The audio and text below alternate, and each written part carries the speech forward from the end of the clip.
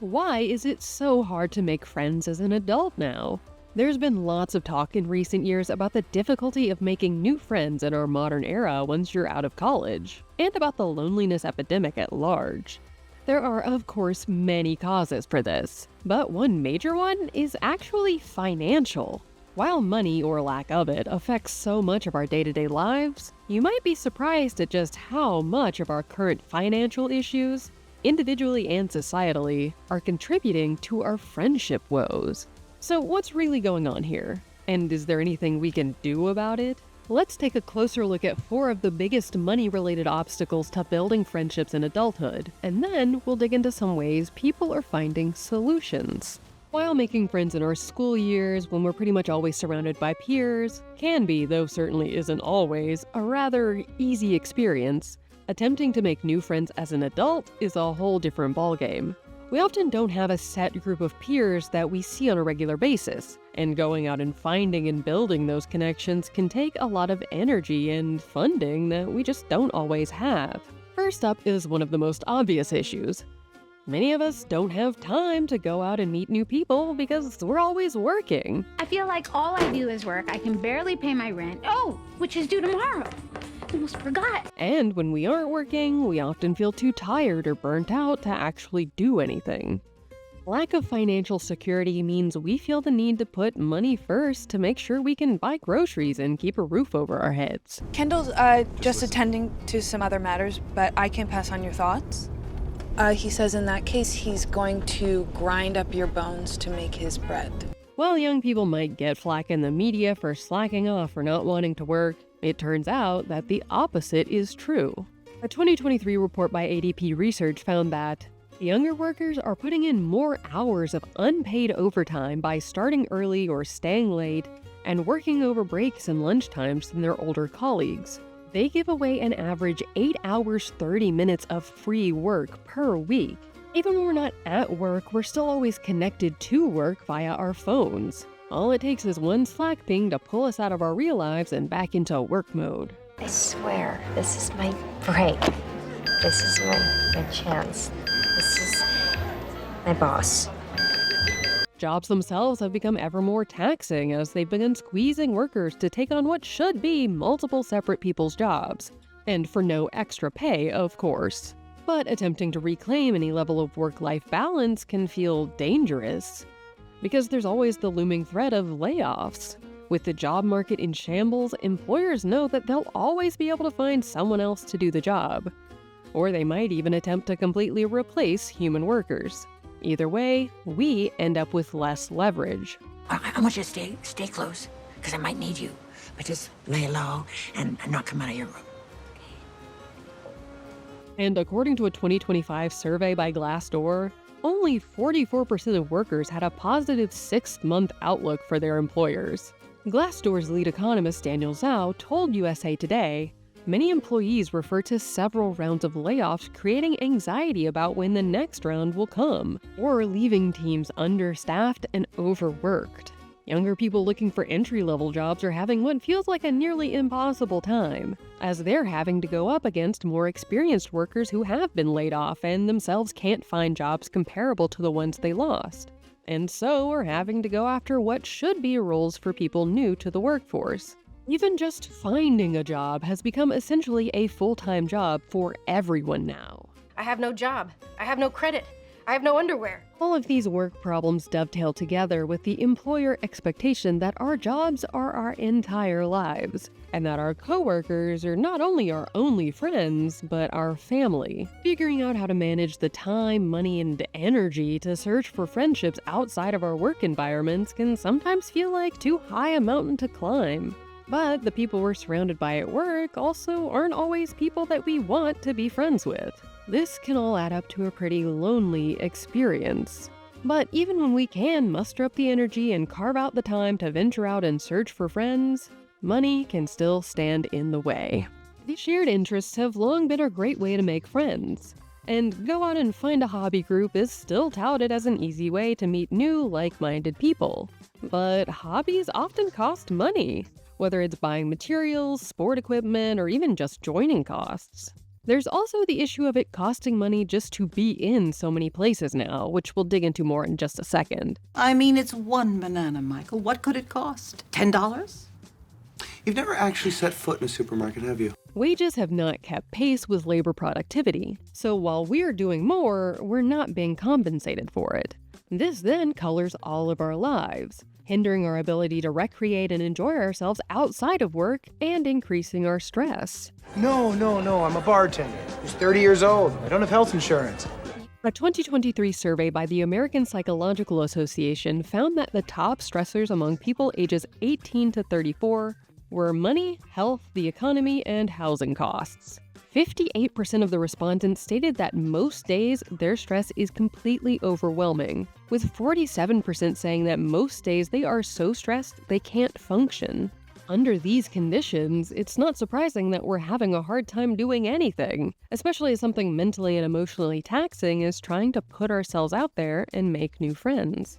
Under all of this stress, keeping track of your finances can be so difficult. Trying to figure out where all of your money is going, what you can save, and if you've got some wiggle room can be daunting. That's why we love this video's sponsor, Monarch Money. It helps you organize and take control of your accounts and investments all in one place and helps you start building towards your goals. And with our special code THETAKE, you can get 50% off your first year. I find Monarch super helpful for doing weekly spending inventories. It allows me to see clearly what I'm spending across different categories, so that I can get a better big picture idea of where my money is going, while also zooming in to see places where I could be saving more. It's so nice to have all of the info in one easy-to-access app. Monarch makes it so easy to manage your money even when your life gets hectic. It can help you start carving out a path towards the life you want, while lowering the stress required to keep on top of all of your savings, spendings, and investments. Get control of your finances with Monarch Money. Use code THETAKE at monarchmoney.com in your browser for half off your first year. That's 50% off your first year at monarchmoney.com with the code THETAKE. Another major factor hindering our ability to find new friends in adulthood is the disappearance of third spaces. The term was coined by Ray Oldenburg in his 1989 book, The Great Good Place, about cafes, coffee shops, bookstores, bars, hair salons, and other hangouts at the heart of a community. Third places are places outside of work in the home that people can hang out. They used to be a very regular part of life. Think of Central Perk on Friends, or the bar on How I Met Your Mother, or even just the local mall or a library. I don't think my boss likes me either. I don't think mine likes me either. Maybe it's a universal thing. Yeah, or maybe it's because you're all hanging around here at 11:30 on a Wednesday. Oldenburg had noticed how suburbs had, even by that era, begun to erode community centers and separate people from one another. He wrote, "Houses alone do not a community make. The typical subdivision proved hostile to the emergence of any structure or space utilization beyond the uniform houses and streets that characterized it. A two-stop model of daily routine is becoming fixed in our habits as the urban environment affords less opportunity for public relaxation. Our most familiar gathering centers are disappearing rapidly." This pattern only continued to worsen over the following decades. Pandemic closures certainly hit a lot of third places that were unable to reopen, but the loss of third places began well before 2020. Between 2008 and 2015, there was an 18% decrease in arts, entertainment, and recreation establishments, a 33% decline in civic and social organizations, and a 27% decrease in sporting goods, hobby, musical instrument, and bookstores, according to data from the National Establishment Time Series. Nowadays, many third places have either become prohibitively expensive, are hanging on by a thread, or have closed completely.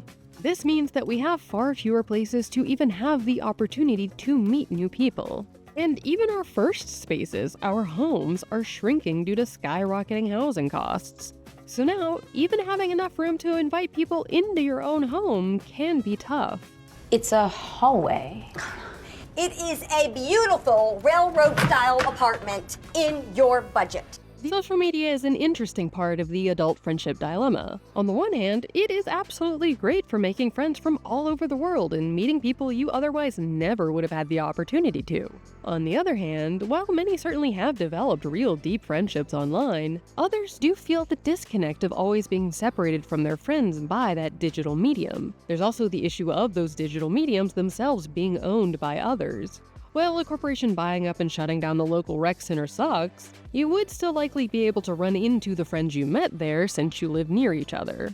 When a tech overlord decides to put up a paywall or destroy a platform, you could totally lose access to your friends you made there if you didn't already previously set up some way to contact one another. And of course, there's the other monetary aspect of social media. The fact that so many people are only trying to create a sense of familiarity in order to sell you something. In The Great Good Place, Oldenburg also unpacks the problems that can arise from this commercialization of society and our lives feeling driven by advertising. Though it was written in the 80s, it still feels quite relevant to our current social media moment. It breeds alienation. It convinces people that the good life can be individually purchased. In the place of the shared camaraderie of people who see themselves as equals, the ideology of advertising substitutes the competitive acquisition. It is the difference between loving people for what they are and envying them for what they have. Okay, so all of this sounds pretty miserable, but don't worry, all hope is not lost. Dealing with all of these stressors is hard, but it's definitely better with friends. And that's why, no matter how difficult it might be, none of us wants to give up on finding and building the community of caring friends that we always dreamed of having in adulthood. In an effort to make it work, people have been trying to figure out ways to build community that work for them.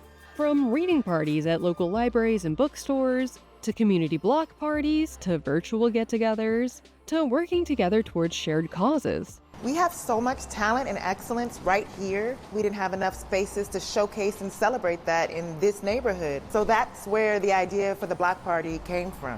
Even just managing to carve out the time and space to enjoy the little things can have a huge impact on your own happiness and bring your friendships closer together. Self-Care Sunday! Solving all of these financial and societal problems is obviously a huge uphill battle, and not something that will be magically fixed with a vision board party. Unless... But it's just important that we don't let all of these factors squash us down and separate us from one another permanently. Because it's through building stronger community bonds that we'll rebuild a better world. That's the take. Click here to watch the video we think you'll love, or here to check out a whole playlist of awesome content. Don't forget to subscribe and turn on notifications.